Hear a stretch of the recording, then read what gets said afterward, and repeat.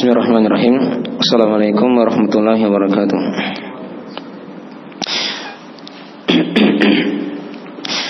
Innal hamdalillah nahmaduhu wa nasta'inuhu wa nastaghfiruh wa na'udzu billahi min shururi anfusina wa min sayyiati a'malina.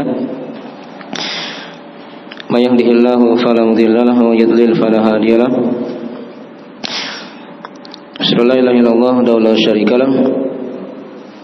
Asyhadu anna Muhammadan abduhu wa rasuluh sallallahu alaihi wa alihi washabbihi wa man tabi'ahum bi ihsan ila yaumiddin, amma ba'd.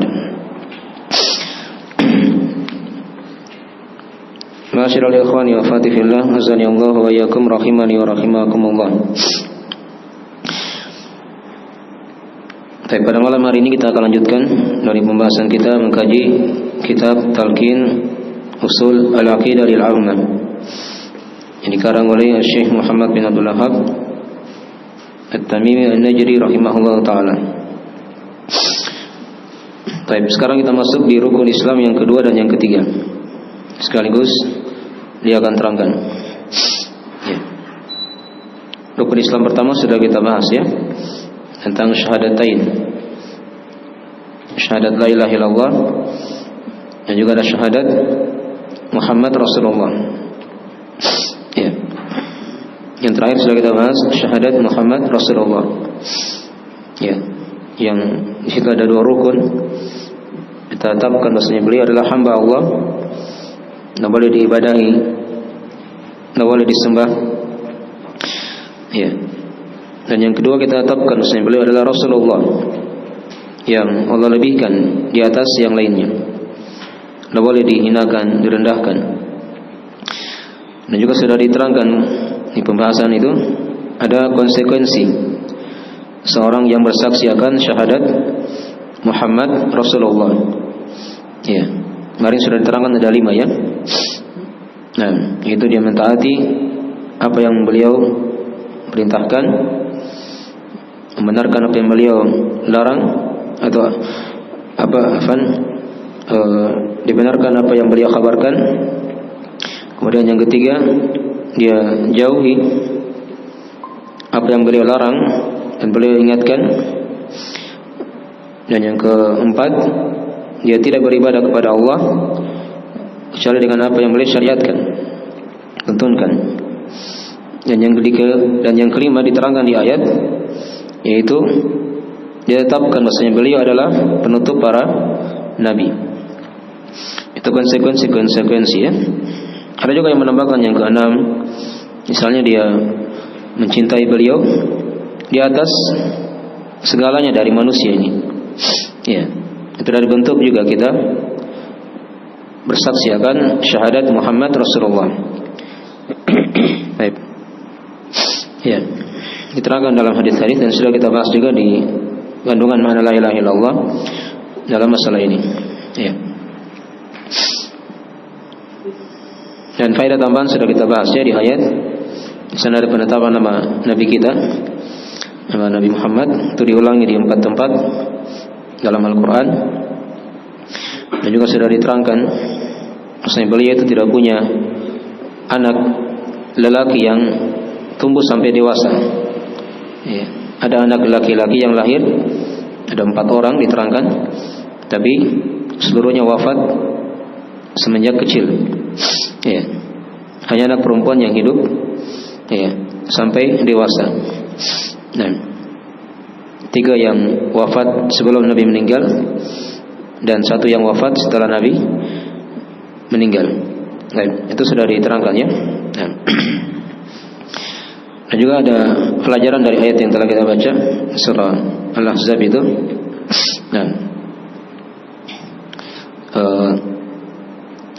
penetapan dari rukun syahadat tadi sudah diterangkan dan konsekuensi syahadat tersebut. Dan juga sudah diterangkan dari penetapan nama Allah, nama Al-Alim ya, yang Maha mengetahui segala sesuatu. Nah, itu dari sebagian faedah ayat yang sudah kita bahas. Sekarang kita masuk di rukun Islam yang kedua dan yang ketiga, masalah salat dan zakat. Hanya di sini beliau gandengkan dengan perintah untuk bertauhid dalam salat dan zakat tersebut. Ya. Tapi kata beliau rahimahullah taala di buku panduannya diterangkan, wa dalilu ala ikhlasil ibadati was salati waz zakati qauluhu ta'ala wa ma umiru illa liya'budullaha mukhlishina lahuddin hunafa wa yuqimus salata wa yu'tuz zakata wa dzalika dinul qayyimah. Nah, terjemahan dari mana ayat atau sebelumnya kata beliau, dan dalil tentang keikhlasan dalam beribadah kepada Allah. Ya. Dalil atas pengikhlasan ibadah itu. Nah, salat, zakat. Ya. Adalah firman Allah Ta'ala, wa ma umiru illa liya'budullaha mukhlishina lahuddin. Dan tidaklah mereka diperintah kecuali agar mereka menyembah Allah. Ya. Illa liya'budullaha mukhlishina lahuddin, dalam keadaan mengikhlaskan agama itu, mengikhlaskan amalan tersebut hanya untuk Allah. Hunafa, dalam keadaan hanif, yang condong kepada tauhid. Dan yuqimus salata wa yu'tuz zakat, dan juga mereka diperintah juga untuk menegakkan salat dan membayar zakat. Wa dzalika dinul qayyimah, dan itulah agama yang lurus. Itulah agama yang lurus. Ya. Jadi diperhatikan tadi di awal dari uraian beliau, diterangkan pertama dalil tentang masalah keikhlasan beribadah kepada Allah. Kemudian diikutkan situ salat dan zakat. Salat dan zakat dia bagian dari ibadah. Bagian dari ibadah. Salat kan ibadah badan.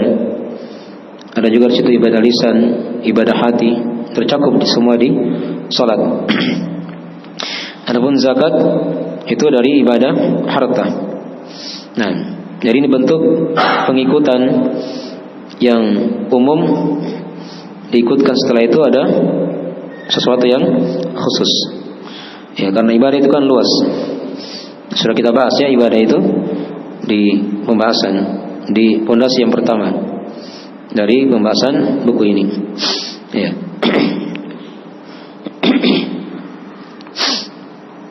Ya. Dan ibadah kan sudah kita bahas ya, mengikhlaskan ibadah. Ikhlas itu kan artinya dia hanya mengharap wajah Allah. Ya, ketika dia beribadah, dia murnikan niatnya, ya, ketulusannya, kejujurannya. Niatnya hanya untuk Allah Subhanahu wa taala. Itu yang namanya ikhlas. Dia tidak campur padanya di situ ada perkara dunia, apakah ingin dilihat orang, didengarkan orang, ya, atau hal-hal yang lain. Ya, dalam ibadah tidak boleh dicampur ya. Kapan dicampur ada dunia di situ, maka dia tidak akan diterima ibadahnya. Adapun kalau dunia ikut di belakang, itu lain lagi masalahnya. Ya, sepanjang dia ikhlas dalam beribadah, dunia ikut di belakang maka tidak ada masalah. Nah, ini dari makna ringkas dari ikhlas itu, dan banyak dari uraian-uraian para ulama dari penjelasan mana ikhlas ini. Nah, adapun ibadah sudah kita bahas juga ya. Karena kan sini kan ikhlasul ibadah. Ibadah itu kan secara bahasa dia bermakna sesuatu yang hina atau yang rendah. Itu ibadah ya. Adapun secara istilah ada banyak definisi juga di kalangan ulama. Ada yang mengatakan ibadah itu adalah mentauhidkan Allah, ya, dan senantiasa komitmen dengan ketaatan, yang dikatakan ibadah. Itu mirip dengan uraian beliau di pondasi yang pertama. Beliau uraikan situ ibadah itu adalah tauhid dan ketaatan kepada Allah Subhanahu wa taala. Walaupun kebanyakan ulama ada yang mengatakan ibadah itu adalah definisi yang sering kita dengarkan ya, yaitu nama yang melingkup segala yang dicintai dan diridhai oleh Allah, ya, dari perkataan ataupun perbuatan yang tampak ataupun yang tersembunyi. Itu makna ibadah ya, yang sering digunakan oleh para ulama. Dia istilah atau nama yang melingkup segala yang dicintai dan diridhai oleh Allah. Ya.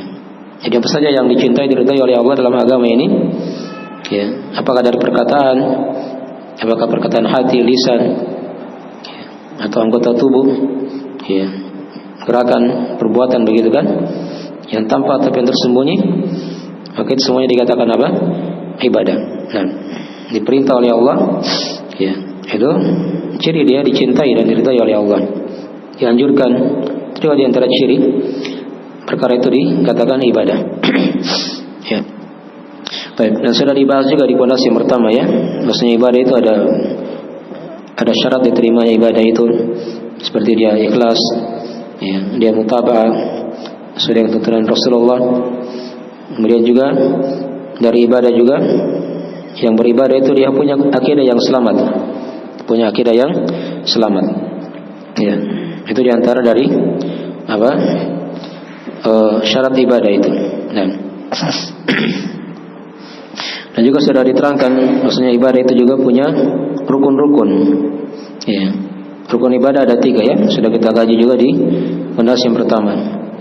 Ada cinta kepada Allah, ada harapan, dan ada rasa takut. Ini harus seimbang dalam beribadah kepada Allah Subhanahu wa ta'ala. Dan juga sudah kita uraikan, maksudnya ibadah itu ada jenis-jenisnya. Ya, ada 5 jenisnya sudah kita bahas di pondasi yang pertama. Ada ibadah hati, ibadah lisan, anggota tubuh, ibadah harta, dan ada bentuk ibadah dia tinggalkan hal yang diharamkan, ya, karena Allah Subhanahu wa ta'ala. Itu 5 jenis ibadah, ya. Ya, salat kan di situ kan masuk di situ hati, lisan, dan apa? Anggota tubuh. Zakat masuk padanya apa? Harta. Ada ibadah yang kelima yang dia bentuknya itu dia tinggalkan hal yang diharamkan karena Allah. Nah, itu juga dihitung ibadah. Ada pahala di situ, ya. Ketika ditinggalkan karena Allah Subhanahu wa ta'ala. Jelas, ya? Jadi dari cakupan pembahasan ibadah yang sudah kita terangkan.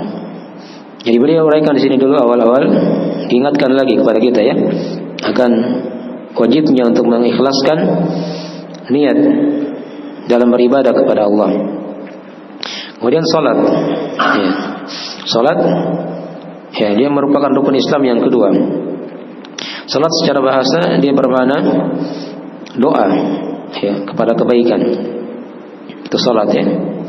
Itu kan diterangkan di ayat washolli alaihim, dan salatlah kepada mereka, maksudnya doakanlah mereka. Nah, adapun secara istilah salat itu adalah bentuk peribadahan kepada Allah, ya, yang bentuknya apa? Perkataan ataupun perbuatan yang khusus, yang dimulai dengan takbir dan diakhiri dengan apa? Salam. Ini kan salat, ya, definisinya yang terkenal di kalangan ulama. Dia bentuk ibadah, bentuk peribadahan kepada Allah, ya. Apakah berupa lisan atau gerakan-gerakan yang dimulai dengan takbir dan diakhiri dengan apa? Salam. Itu salat, kan? Jadi merupakan rukun Islam yang kedua. Ya, banyak keutamaan salat, ya. Salat ini dia merupakan pembeda antara seorang muslim dan seorang yang kafir. Ya, salat juga itu dari sebab-sebab seorang diampuni dosa-dosanya oleh Allah. Antara salat yang satu dengan salat yang lain itu ada penggugur dosa sepanjang dia jauhi dosa-dosa besar. Nah, dan banyak lagi dari faedah manfaat dari ibadah salat itu. Dan ya, diterangkan dalam buku pembahasan masalah keutamaan salat. Baik. Kemudian yang ketiga dari hal yang ditekankan di sini masalah zakat. Ya. Zakat secara bahasa dia bermakna hal yang berkembang atau yang bertambah. Ya. Dan kadang juga bermakna hal yang suci. Begitu, ya. Itu zakat secara bahasa. Kesucian atau hal yang bertambah atau yang berkembang. Adapun secara istilah zakat itu dia bermana bentuk peribadahan kepada Allah dengan mengeluarkan harta yang khusus, ya, harta yang khusus pada waktu yang khusus kepada orang-orang yang khusus juga. Nah, itu definisi apa? Zakat. Jadi bentuk ada harta yang dikeluarkan, begitu kan? Bentuk pengeluaran harta yang khusus. Ya. Artinya tidak semua dikeluarkan di situ, ya. Itu kan dibahas nanti di masalah zakat. Ada harta-harta yang wajib disakati, seperti emas, perak, ya, peternakan, pertanian, ada juga perdagangan, paham ya? Nah, itu juga dari apa? Zakat. Ada zakat di situ. Pada waktu yang khusus, ya, dikeluarkan zakat kan ada waktunya. Ada yang bentuknya ketika sudah berputar 1 tahun, ya, sampai nisab, maka dia wajib apa? Keluarkan zakat. Ada juga yang modelnya ketika dipanen, seperti pertanian, ya. Ya, bukan tahunan dia, tapi saat ketika dipanen sampai nisabnya sudah, maka keluar padanya apa? Zakat. Ya, pada waktu yang khusus. Kemudian dari definisi juga diterangkan pada orang-orang yang khusus. Ya, pada orang-orang yang khusus. Artinya tidak semua diberi zakat, ya. Itu kan diterangkan dalam Al-Quran, itu ada 8 golongan orang-orang yang diberi zakat. Ya, di surah At-Taubah, ya. Nah, ini diperhatikan, ya, dibahas di masalah zakat itu. Itu definisi zakat, ya. Kita tidak bahas rinci di sini, ya, masalah salat dan zakat. Kita hanya uraikan di sini penjelasan bahasanya salat dan zakat itu merupakan rukun Islam. Ya, salat itu diwajibkan, ya, ketika Nabi masih berada di Mekah. Itulah dari peristiwa yang kita kenal dengan apa? Isra dan Mi'raj. Nabi langsung ambil di atas langit perintah salat 5 waktu itu. Adapun zakat dia diwajibkan di Madinah, ya, di tahun kedua Hijriah, ketika Nabi sudah hijrah ke Madinah. Nah, itu kewajiban apa? Zakat. Ya. Baik, ini dari ringkas tentang masalah apa? Ikhlasul ibadah was-salati waz-zakat. Ya, mengikhlaskan ibadah, salat dan zakat. Ya. Salat dan zakat ini dari pembahasan rukun Islam, ya, di sini. Beliau bawakan di situ ayatnya. Beliau bawakan ayat di surah Al-Bayyinah, ayat yang kelima, yang sering kita hafal, ya. Wa ma umiru illa liya'budullaha mukhlishina lahud-din hunafa. Dan tidaklah mereka diperintah, kata Allah. Ini ayat masih berkaitan dengan ahli kitab. Kalau kita baca ayat sebelumnya itu penjelasan ahli kitab, ya. Wa ma tafarraqal ladzina utul kitaba illa min ba'di ma ja'atuhumul bayyinah. Nah, baru datang ayat ini kan. Wa ma umiru illa liya'budullaha mukhlishina lahud-din. Karena itu di antara dari tafsir ada yang menafsirkan wa ma umiru, tidaklah mereka diperintah, itu ahli kitab tadi, ya, Yahudi dan Nasrani, dalam kitab Injil dan Taurat mereka. Nah, kecuali agar beribadah kepada Allah. Dan sudah diterangkan, ya, mana ibadah itu. Nah, itu untuk mentauhidkan Allah, ya, dan senantiasa mentaati Allah Subhanahu wa taala, terikat dengan syariat Allah Subhanahu wa taala. Illa liya'budullaha mukhlishina lahud-din. Nama Allah sudah sering kita lewati, ya. Allah artinya yang disembah atau yang diibadahi. Nah, mukhlishina lahud-din, dalam keadaan mengikhlaskan untuk Allah, ya, din itu. Din di sini bermakna amalan. Din bermakna amalan. Karena amalan yang ikhlas sertai dengan mutaba'ah kepada Rasul, itulah yang diterima oleh Allah Subhanahu wa taala. Itulah yang diterima oleh Allah Subhanahu wa taala. Ya. Wa ma umiru illa liya'budullaha mukhlishina lahud-din hunafa. Hunafa artinya dia jamak dari kata hanif. Jamak dari kata hanif. Hanif itu artinya yang condong kepada tauhid, yang lurus, gitu, ya, yang mengarah kepada tauhid. Itu yang dikatakan hanif. Ya. Nah, wa yuqimus shalah, dan mereka menegakkan salat. Menegakkan salat. Apa arti menegakkan salat? Perhatikan di sini ya, di bahasa ayat bukan dikatakan melakukan salat, tapi apa? Menegakkan salat. Ya, menegakkan salat itu punya banyak makna ya. Ya. Dalam artian dia tegakkan hatinya, ya, dia jaga khusyuknya dalam salatnya. Itu di antara makna juga menegakkan apa? Salat. Kemudian diperhatikan syarat-syarat salat. Syarat-syarat sahnya salat dari waktunya misalnya, ya. Dari hal-hal yang lain dibahas dalam buku fikih ya, dari syarat salat tersebut. Kemudian juga di antara makna menegakkan salat, dia perhatikan rukun-rukun salat dari takbiratul ihram kan, dan seterusnya sampai salam. Ada baca al-Fatihah, ruku, sujud, ya, sampai salam. Ya. Kemudian juga di antara makna menegakkan salat, dia lakukan dari kewajiban-kewajiban salat. Ya. Ya, dia lakukan syarat-syaratnya, rukun-rukunnya, dan kewajiban-kewajibannya. Yang dikatakan apa? Menegakkan salat.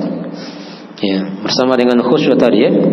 Karena khusyuk itu dalam salat dia merupakan ruh salat itu sendiri, bagaikan tubuh. Kata para ulama, kalau dia tidak punya ruh, maka tubuh itu tidak hidup. Dia tidak akan apa? Bisa hidup. Sama dengan salat. Ya, ada orang kadang dia salat bergerak saja, takbir, ya, berdiri, ruku, sujud. Tapi ketika tidak ada khusyuk, ini salatnya tidak ada pengaruhnya kadang. Tidak bisa memberi pengaruh dalam kehidupannya. Ya.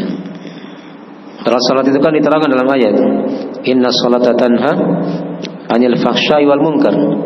Sungguh salat itu kata Allah bisa mencegah ya dari perbuatan keji dan mungkar.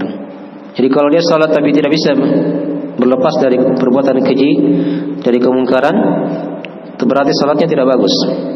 Ya, dia belum menegakkan salat. Baru sekadar melakukan apa? Salat saja.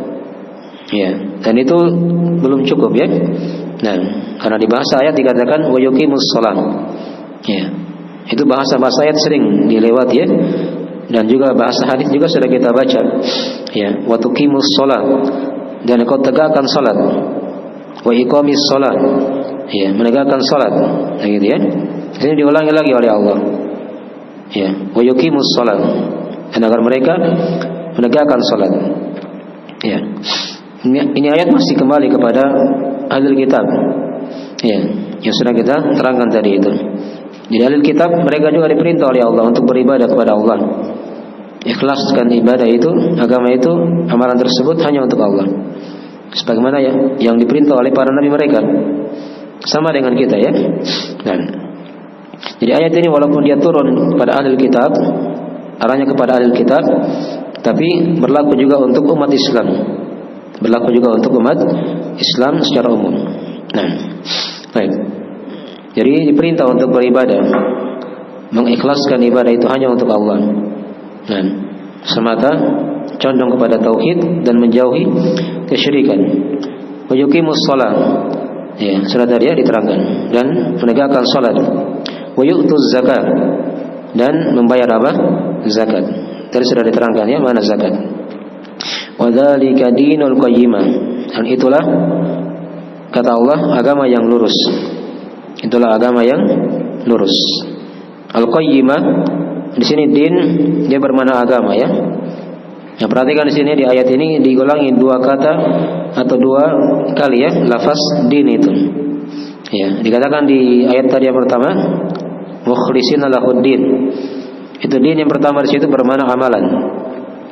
Kalau din yang kedua ini bermakna agama. Bermakna apa? Agama. Dan memang lafaz din itu dalam Al-Quran ada tiga makna ya.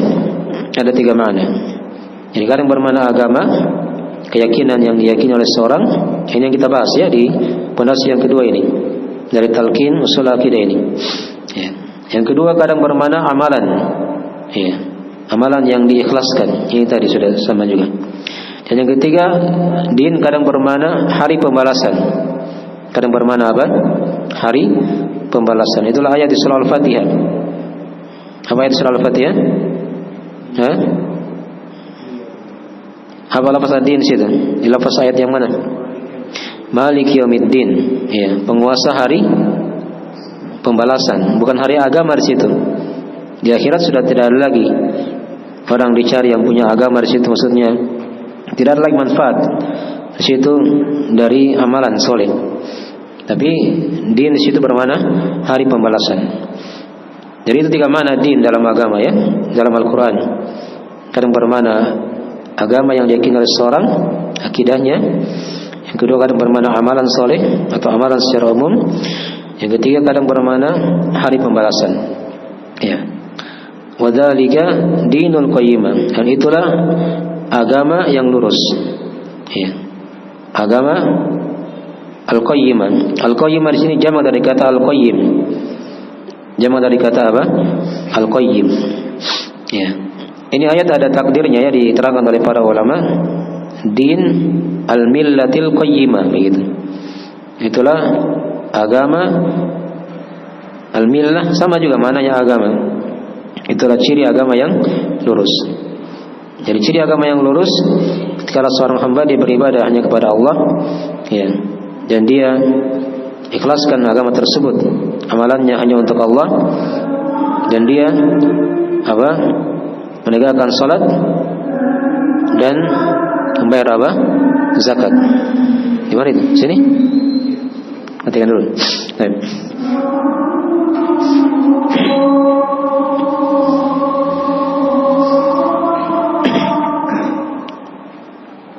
Baik. Jadi dari tafsir ayat ya secara ringkas. Wadzalika dinul qayyimah, dan itulah agama yang lurus. Ini ciri agama yang lurus ya. Jadi sini secara ringkas sudah diterangkan apa itu salat dan apa itu apa? Zakat. Ini pembahasan ringkas ya tentang kewajiban salat dan kewajiban zakat. Karena dia diperintah oleh Allah Subhanahu wa taala, "Wa ma umiru illa liya'budullaha mukhlishina lahu ad-din hunafa wa yuqimus salata wa yu'tuz zakata wa dzalika dinul qayyimah." Jadi faedah pokok ayat ini ya penjelasan tentang kewajiban tadi ya, mentauhidkan Allah sekaligus digandingkan dengan apa? Kewajiban salat dan kewajiban membayar apa? Zakat. Ya. Salat sini maksudnya salat 5 waktu ya, yang kita maklumi, bukan salat sunnah ya. Salat itu kan ada 2 macam, ada yang wajib, ada yang sunnah. Zakat juga sama seperti itu, zakat yang wajib. Walaupun kadang sebagian zakat ada yang bermakna apa? Sunnah, yang diidentikan dengan kalimat sedekah. Ya. Baik. Jadi itu faedah pokok ayat. Dan juga di ayat ini juga diterangkan kepada kita faedah tambahan. Jelaskan di sini bahwasanya agama itu dibangun di atas perintah. Karena kata Allah, "Wa ma umiru," tidaklah mereka diperintah. Jelas ya? Nah, kemudian dari ayat ini juga diterangkan kepada kita dari penetapan nama Allah. Ya. Wajibnya mengikhlaskan agama itu hanya untuk Allah. Ya. Dan juga padanya diterangkan di sini dari penjelasan makna din. Penjelasan makna apa? Din. Tadi ada 2 ya. Bermakna amalan, dan tadi di akhir bermakna keyakinan yang diyakini oleh seorang hamba. Ya. Itu faedah-faedah tambahan ya. Dan juga di ayat ini juga diterangkan kepada kita penjelasan dari ciri agama yang lurus. Ciri agama Islam yang lurus, yaitu dia merupakan agama yang qayyimah, yang lurus. Ya. Nah, dan ini ada ayat yang lain yang mirip dengan ini, diterangkan di surah Al-Anfal atau diterangkan di surah Al-An'am ayat 153. Kata Allah, "Wa anna hadza sirati mustaqiman fattabi'u." Sesungguhnya ini adalah jalanku yang lurus, kata Allah. Ya. Mustaqiman, lurus. Fattabi'u, maka ikutilah jalan tersebut. Wala tattabi'us subul fatafarraqu bikum an sabili, dan jangan kalian ikuti jalan-jalan sehingga membuat kalian terpecah dari jalannya. Baik. Jadi din qayyimah di situ maksudnya lurus tanpa ada hal yang bengkok padanya. Itu din al-qayyimah. Kadang tadi dibahasakan dengan apa? Mustaqimah. Iya, itu mirip maknanya ya. mirip maknanya. Al-qayyimah dan al-mustaqim itu mirip maknanya. Baik. Saya kira itu dari akhir pembahasan kita dari rukun Islam yang kedua dan yang ketiga ini ya. Baik, insyaallah berikutnya kita akan masuk ya di pembahasan rukun Islam yang keempat, yaitu puasa. Baik. Ya sekiranya itu dulu dari akhir pembahasan. Ada yang tidak dipahami, ditanyakan kalau ada yang kurang jelas.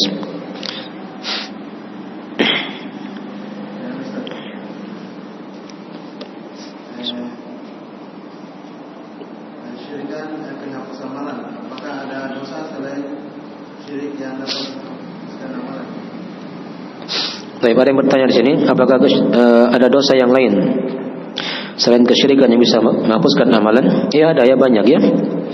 Itu kan kembali kepada kekafiran yang ada. Karena kafir itu kan banyak sebab-sebabnya. Ada kafir karena kesyirikan. Yang kedua, ada kafir karena dia membenci apa? Agama. Itu kan diterangkan oleh Allah. Dzalika bi annahum karihu ma anzalallah fa'ahbata a'malahum. Ya. Jadi demikian itu karena mereka membenci apa yang diturunkan oleh Allah. Dia benci agama begitu. Maka Allah hapuskan amalannya. Ya, Allah hapuskan apa? Amalannya. Jadi kadang amalan terhapus bukan karena kesyirikan, tapi karena dia benci agama Allah Subhanahu wa taala. Ya. Sama juga dengan dia mengolok-olok agama, istihza. Ya, itu juga dari bentuk hal yang menghapuskan apa? Amalan. Ya, di masa dahulu orang-orang munafik dia mengolok-olok Nabi SAW dan para sahabatnya. Turun ayat, ya, yang menegur mereka. Nah, ditegur situ ya. Ya. Yang menjelaskan bahwasanya mereka adalah apa? Telah kafir setelah iman mereka. Terhapus semua amalannya. Itu nanti dibahas di masalah pembatal-pembatal keislaman ya. Nanti ada buku khusus, beliau akan terangkan 10 pembatal keislaman. Demikian pula perdukunan.